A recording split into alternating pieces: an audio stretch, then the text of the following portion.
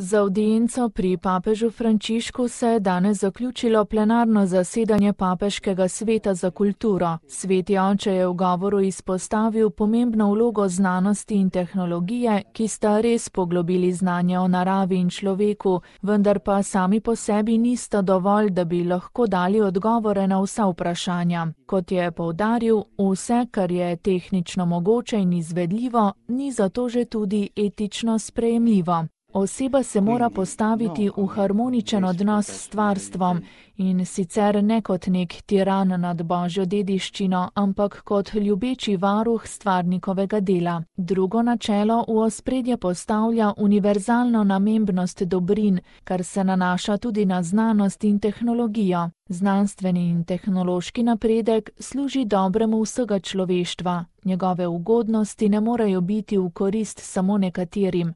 Na ta način se bomo v prihodnosti izognili novim neenakostim, ki bi slonele na znanju, ter povečanju razlike med bogatimi in revnimi. Pomembne odločitve o smeri znanstvenega raziskovanja in o vlaganju v njih morajo biti sprejete strani celotne družbe in ne narekovane samo strani pravil trga ali interesov nekaterih, je poudaril papež. Ob koncu je spomnil še na tretje načelo.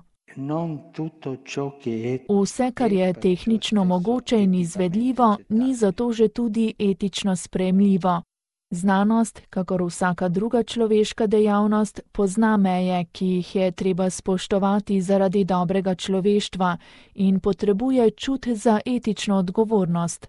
Resnično merilo napredka je namreč, ali teži k dobremu vsakega človeka in celotnega človeka.